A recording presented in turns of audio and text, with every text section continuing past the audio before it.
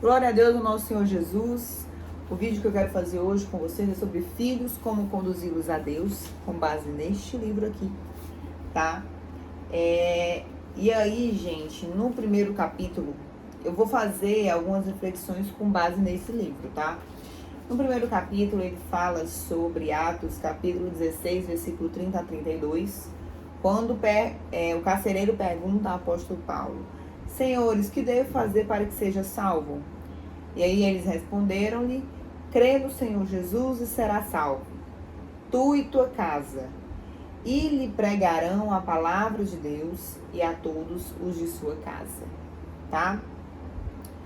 E aí é por meio deste versículo que essa crônica que ele faz aqui, ele comenta sobre a questão de filhos serem salvos graças a seus pais. É um tema bem complicado, você levar a salvação dos seus filhos nas costas. Isso não existe, né, na Bíblia.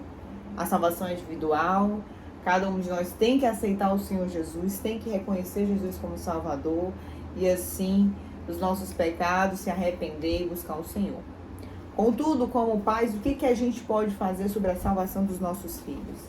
E aí, por meio deste versículo aqui, a gente tem um ensinamento, né? O carcereiro, ele crendo no Senhor Jesus, ele vai ser salvo, tu e tua casa, né?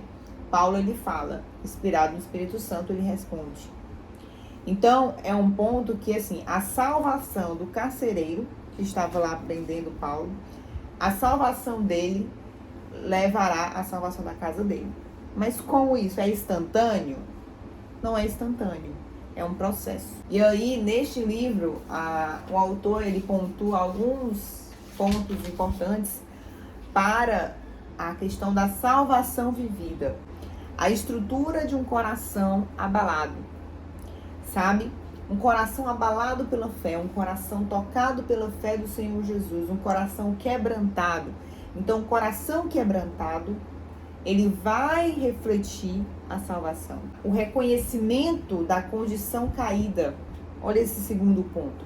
O reconhecimento de que eu sou pecador, Adão e Eva pecaram e assim eu sou descendente de Adão e eu sou pecador. Eu reconheço a minha caída pelo meu sangue de Adão, mas também eu reconheço a minha salvação pelo sangue de Cristo. Então, esse reconhecimento da condição caída é importante. Porque, e é um detalhe, a condição caída. Eu entender que eu sou filho, que eu preciso de um pai, eu entender que Jesus morreu por mim e eu preciso dessa morte para eu ser levantado. Para eu ser glorificado com Jesus. Porque a Bíblia fala isso, nós sermos glorificados por meio do Senhor Jesus no céu, né? Então, esse reconhecimento da condição caída, ela só vem por meio de um coração quebrantado. Porque como é que a pessoa vai reconhecer que ela é pecadora se ela não tiver um coração humilde? Se ela não tiver um coração quebrado assim pelo Senhor, certo? Aos pés de Jesus. Então, ter a estrutura de um coração quebrantado, reconhecer sua condição caída. E o terceiro ponto, experimentar a salvação de Deus. Porque se eu reconheço que sou caído, pronto, eu sou pecador, e agora? Jesus foi por mim na cruz. E aí entra a experimentação da salvação. O que o carcereiro em Atos 30 vive é isso.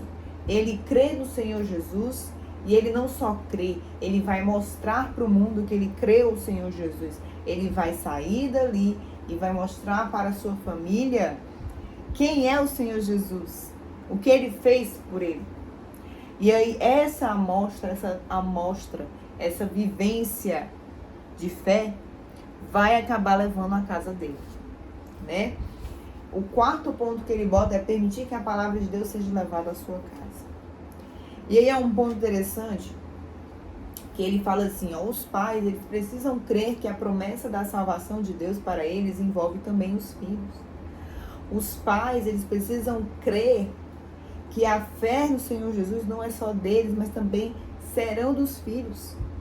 Então, meu filho e minha filha não está com Deus. Meu filho e minha filha não está com Jesus. E agora? Você não pode ficar parando para pensar onde você errou. Você tem que parar para pensar o que você pode fazer. O que você pode transbordar por meio disso. O passado, a gente olha para trás em relação aos filhos, e é porque o Leon só vai fazer 2 meses agora, mas eu sei que algumas coisas eu já errei. E aí, quando à medida ele for crescendo, e eu ver que algo que eu errei e refletiu nele, eu tenho que pedir desculpa a ele. Eu tenho que pedir perdão a ele. Eu tenho que chegar, filho, você está vivendo isso porque a sua mãe errou. Porque o seu pai errou. Eu peço perdão a ti. Você está vivendo isso por causa do meu erro.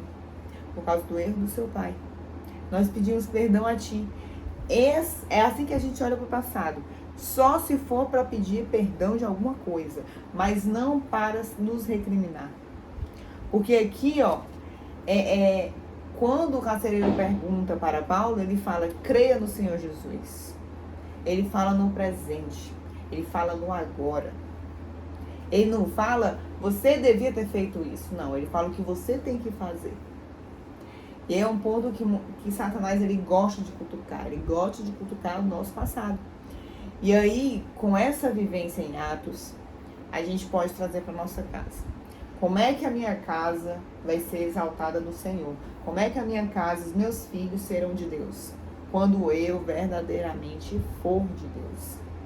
E aí é um ponto, esses 4 pontos, o coração quebrantado, o reconhecimento da caída, né, da condição caída que nós temos, sermos pecadores, experimentar a salvação de Deus, vivermos da graça e permitir que a palavra de Deus seja levada à nossa casa. Como é que meu filho vai conhecer a palavra se eu não ensino para ele? E não é um ensinar a pegar a Bíblia e ler, não. Não só isso, mas viver, vivenciar. Como esposa, como mãe, como pessoa, vivenciar. Aí é que está o pecado, na situação principal. Não é nem um coração quebrantado. Coração quebrantado todo mundo tem. Reconhecer que somos pecadores, eu vejo que todo mundo reconhece.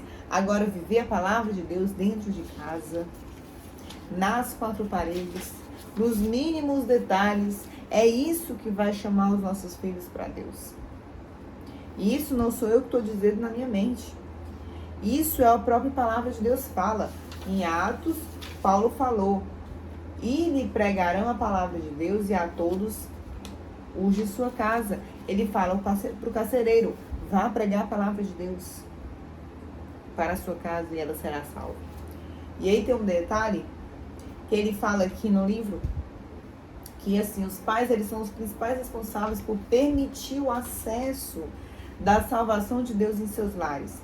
Se abrirmos a porta do nosso coração ao Senhor, Ele entrará pelas portas do nosso lar para levar a salvação a todos que estão ali, né? E aí, ele pontuou um problema, o maior problema dos lares, a pouca consagração. E a consagração aqui não é a questão de ir ou não à igreja, a consagração do dia. Eu consagro o meu dia ao Senhor, eu consagro as minhas ações ao Senhor, eu consagro tudo que eu faço a Deus. Você consagra? E o consagrar não é aquela reza, aquela oração automática. Senhor, eu te consagro aqui esse dia, em nome de Jesus, amém, e vai viver. Não. É tudo nos mínimos detalhes que você for fazer, que você for falar, que você for pensar, você consagrar ao Senhor. Ame a Deus com todo o seu coração, alma, com todo o seu entendimento, alma e coração. E aí eu tenho que consagrar tudo isso a Deus. Mais à frente, Paulo também vai falar da consagração do corpo. Então você está vendo aí que antes de eu pensar em querer a salvação dos meus filhos, eu estou vivendo a minha salvação. Eu estou vivendo a salvação em Cristo. Como é que eu vou ensinar para ele uma coisa que eu nem estou vivendo? Por isso que é um processo. Por isso que não é fácil. Contudo, na busca constante de vivermos a palavra do Senhor e os nossos filhos vendo isso, vendo nós pedimos perdão a Deus, vendo a gente tentar, vendo a gente matar o pecado da nossa carne, Os nossos filhos vendo isso, meu irmão, minha irmã, aí vai ser diferente. E eu falo isso porque não é fácil de ver. Não é fácil. Eu me lembro quando eu cheguei pro meu marido, quando eu estava começando a me voltar pro Senhor, ele bebia um pouco de cerveja. Hoje ele não bebe mais, graças a Deus. E aí ele bebia, eu falava assim: amor, você não pode me beijar. E ele falava: por quê? Porque eu agora tô com Deus. Se eu beijar a tua boca, que no caso quando ele bebia, né? Ele bebia cerveja, eu falava: você não pode me beijar quando bebe cerveja. E ele: por quê? Porque quando você bebe cerveja, eu vou lembrar do gosto da cerveja. E aí quando eu lembro do gosto da cerveja, me dá vontade de beber também. E aí eu vou se voltar pro meu pecado, porque eu não vou querer beber só uma cerveja, eu vou querer beber mais. Eu vou querer me embriagar como eu embriagava antes. E aí a minha vulnerabilidade para com meu marido, ele entendeu. E aí ele falou: não, tudo bem, então eu posso parar de beber cerveja. Olha, eu não tô pedindo pra você parar de beber. Eu só tô dizendo que quando você beber, você não me beije. Porque eu estou em luta com o meu pecado. Não é o ato de beber em si, mas o que a bebida me leva a fazer. E eu não quero mais viver isso. E aí ele: tudo bem, eu entendo. E aí, mas a cerveja não depende de mim, e ele decidiu parar por si só. Eu só falei pra ele a minha vulnerabilidade que eu precisava combater. E assim eu também falei para muitas pessoas. Então, é isso que os nossos filhos têm que ver. Nós mostrando o quanto somos frágeis ao pecado e quão precisamos combatê-lo, e ele vê a gente combatendo. Na vulnerabilidade, mostrando ali como Jesus fez, mostrando o ser humano. Jesus chorou sangue. Por que meu filho não pode me ver chorando, pedindo perdão a Deus sobre os meus pecados? Por que meu filho tem que ver que eu sou perfeita? Não, ele tem que ver o contrário. Ele tem que ver que você é tão humano quanto ele. E na medida que você for ali, ó, mostrando... Porque viver a salvação de Deus é isso, é você pedir perdão direto a Deus. É você mostrar direto que está com o Senhor. Então você compreende aí o nível que está faltando dos lares. Claro que sim, é necessário dominical, a escola dominical dentro do lar, o culto doméstico, isso é lindo.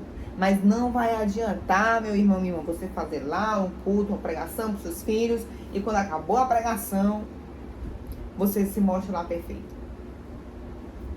Não vai adiantar. Então todo dia é uma luta. E essa luta é necessária ser transbordada para os nossos filhos. A luta contra o pecado, a luta contra a carne, a luta contra o espírito maligno, a repreensão que tem que ser contra o espírito maligno. Nossos filhos têm que ver a gente repreendendo com fé. Não fala aquela repreensão de brincadeira, não. O pessoal, tá repreendido. Mas na verdade nem tá repreendendo. Fala isso pela força do hábito. Mas aquela repreensão de: Senhor, me ajuda a combater esse pecado. Então, que nesse momento, antes de eu pensar na salvação dos meus filhos, eu penso em como mostrar o que é uma vida salva em Jesus. E aí, quando ele me vê, eu sendo salvo, aqui na terra, aí ele vai querer viver também. Amém? Que a graça do Senhor Jesus e a comunhão do Espírito Santo seja junto com você e sua família nesse devocional sobre filhos. Beijos.